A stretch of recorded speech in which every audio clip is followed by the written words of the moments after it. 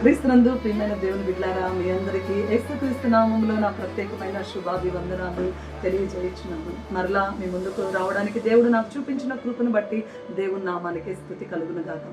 ఒకరోజు ఒక తండ్రికి ఇద్దరు కుమారులు ఉన్నారు.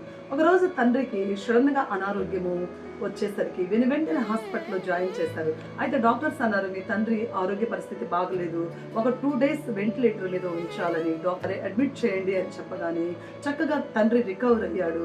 ఇక డిశ్చార్జ్ చేసే సమయానికి కొడుకులు ఇద్దరు తండ్రి దగ్గరకు వచ్చి, నాన్న బిల్లు ఇంత అయింది అంటే, ఎందుకమ్మా ఇంత అయింది అంటే, మెడిసిన్కి కొంత అయింది, నేను 2 days వెంటిలేటర్ మీద ఉంచినందుకు రోజు పర్ డే 6,000 12,000 పేమెంట్ డాడీ అని చెప్పగానే తండ్రి చాలాసేపు నిశ్శబ్దంగా ఉండిపోయాడంట.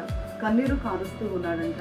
పిల్లలు అడిగారు తండ్రిని, ఎందుకు డాడీ ఏడుస్తున్నావు, 12,000 కదా దానికి పే చేయాల్సి వచ్చింది, ఎందుకు ఈ 12,000 కోసం ఆలోచిస్తున్నావు అంటే అడిగాడు, నాన్న ఆక్సిజన్ అందించినందుకు 2 రోజులు 12,000 పే చేయాల్సి వచ్చిందా అంటే, అవును నాన్న 12,000 కదా, నువ్వెందుకు ఆలోచించేది, మేమున్నాము కదా కొడుకులముగా, మేము పే చేస్తాము అంటే, లేదు నాన్న మీరు నా ఆరోగ్య విషయమై ఎన్ని లక్షలైనా ఖర్చు చేయగలరు, అయితే దానికి బాధ లేదురా, ఈ 12,000 ఆక్సిజన్ కోసము 12,000 అనేసరికి చాలా బాధేసిందిరా అని చెప్పి తండ్రి ఎంతో బాధపడ్డాడు. ఎందుకు నాన్న అంత వేదన చెందుతున్నామంటే, నాన్న నా 75 సంవత్సరాల్లో ఆక్సిజన్ ఎంత తీసుకొని ఉంటానా, దేవుడు నాకు ఎంత ఆక్సిజన్ ఇచ్చి ఉంటాడు, ఎంత క్షేమాన్ని ఇచ్చాడు, ఎంత కృప చూపించాడు.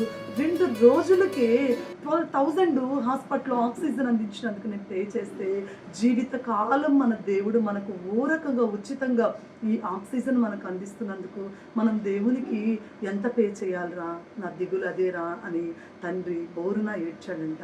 ప్రియమైన దేవుని